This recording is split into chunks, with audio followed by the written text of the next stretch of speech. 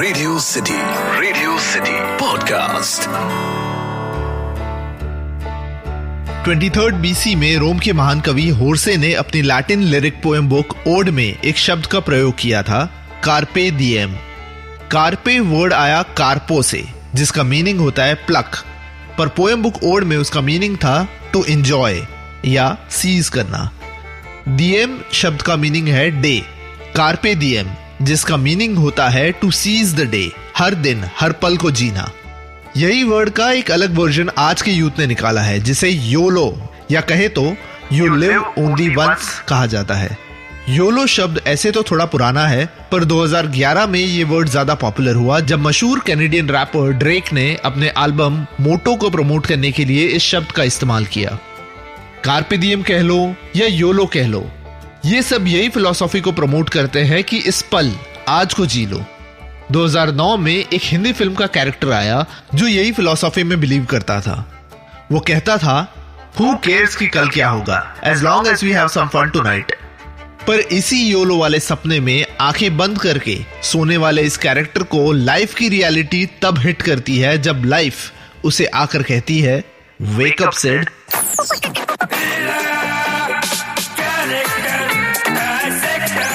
Character dissector with Atiq. Radio city पर मैं हूं कैरेक्टर डाइसेक्टर अतीक। सिद्धार्थ मेहरा यानी सिड।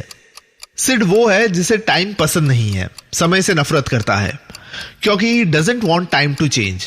जैसा चल रहा है उसी में वो खुश है। वही फ्रेंड्स के साथ मस्ती मजाक, college parties, late night drives. पर जैसे कहते हैं ना, the only thing constant with time is it always changes. Sid के लाइफ में चेंजेस आते हैं जिसे वो एक्सेप्ट करने से कतराता है। But wake up Sid film is more than just about a guy who doesn't want to grow up. ये कहानी सिर्फ उस लड़के की नहीं है जिसे बड़ा नहीं होना, बट ये उस लड़के की भी कहानी है जो बड़े होने की जर्नी में रियलाइज करता है कि वो कौन है और उसके आसपास की दुनिया कौन है।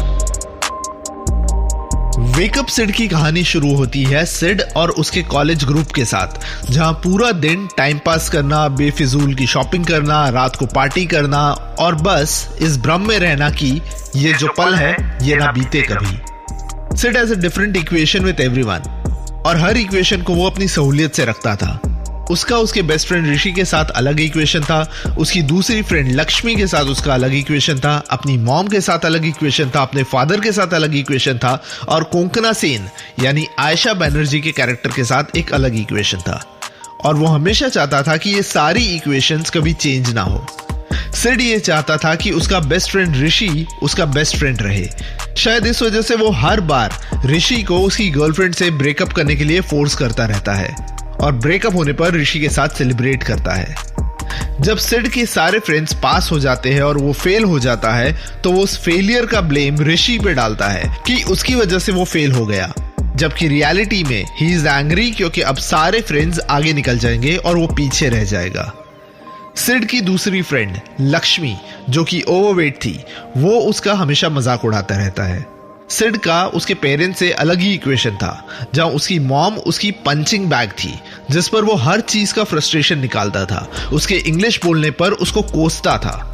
वहीं दूसरी ओर उसके हिसाब से उसके फादर एक बिजनेस माइंडेड वर्कोहॉलिक थे, जिनके पास उनके बेटे के लिए कोई टाइम नहीं था। वेकअप सिड का सिड ये चाहता था कि उसके ये सारे इक्वेशंस, ये सारे लोग चेंज ना हो। दिल चाहता है फिल्म में एक सीन है जहां आकाश यानी आमिर खान के फादर उसे कहते हैं कि कल से वो उसके साथ कंपनी में जॉब करेगा, और सेम यही सीन रिपीट होता है वेकअप सिड में, जहां सिड के फादर उसे कहते हैं कि अब कॉलेज खत्म, अब सिड को उनकी कंपनी ज्वाइन करनी है। And in both the films, Dil Chahta Hai and wake up Sid, ये scene changes the course of the character's arc. जहां एक और दिल चाहता है का आकाश अपने जॉब के सिलसिले में सिडनी जाता है, जहां वो शालिनी से मिलता है, falls in love with her and becomes mature.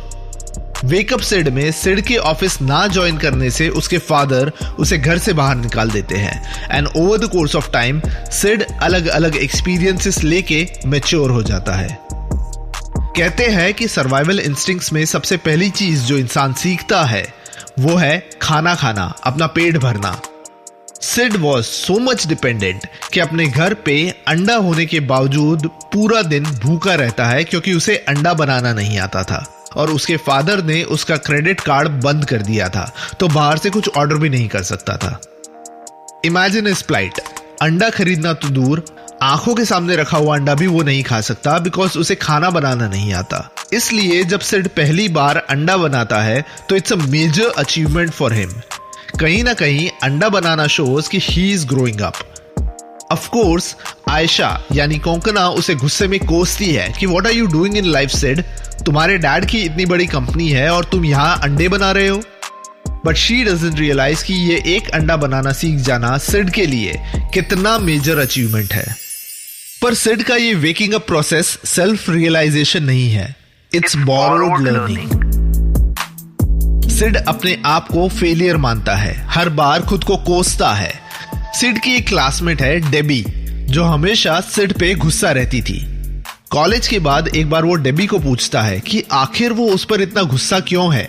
तब डेबी उसे बताती है कि कॉलेज में एडमिशन लेने के लिए उसने बहुत पढ़ाई की, बहुत मेहनत की, और जब उसे कॉलेज की सीट मिल रही थी तब सिड के फादर ने पैसे देकर वो सीट सिड के लिए खरीद ली। वहीं दूसरी ओर उसकी फ्रेंड लक्ष्मी उसे बताती है कि she doesn't like being called fat, और हर सुबह वो अपनी डाइट शुरू करती है और हर शाम को वो फेल हो जाती है, पर अगले दिन वो फिर से डाइट शुरू करती है। इन दोनों से सिड रियलाइज करता है कि he is not the only failure, but yes he is the only one making फस आउट ऑफ इट। वो अकेला है जो अपने फेलियर पे बैठे रो रहा है, जबकि बाकी के लोग हर दिन हर पल उस फेलियर से फाइट कर रहे हैं। Over the course of time Sid की लाइफ के सारे लोग उसे रियलाइज करते हैं कि इट्स ओके अगर आप गहरी नींद में हो, बट इट्स इंपॉर्टेंट कि यू वेक अप। साल 2009 में आई थी अयान मुखर्जी की Ranbir Kapoor starring wake up Sid, और सेम वही साल 2009 में आई थी रणबीर कपूर की एक और film rocket Singh salesman of the year. Wake up Sid का Siddharth is what rocket Singh का Harmeet is before he joins the corporate world. Of course Sid और हरमीत दोनों के फाइनेंशियल बैकग्राउंड अलग अलग थे। वेक अप सिड का सिड और रॉकेट सिंह का हरमीत बोथ आर क्लूलेस, पढ़ाई में दोनों अच्छे नहीं है, लोग दोनों को नॉट सो स्मार्ट समझते हैं, दोनों दिल के साफ है। वेक अप सिड का सिद्धार्थ खत्म होता है वहां जहां रॉकेट सिंह का हरमीत शुरू होता है, यानी कहीं ना कहीं हर रॉकेट सिंह के सिड को पहले होना पड़ता है वेक अप।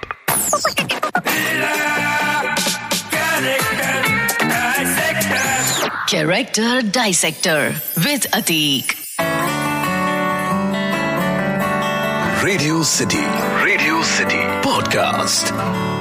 इस पॉडकास्ट का फीडबैक देने के लिए मेल करें podcast@myradiocity.com।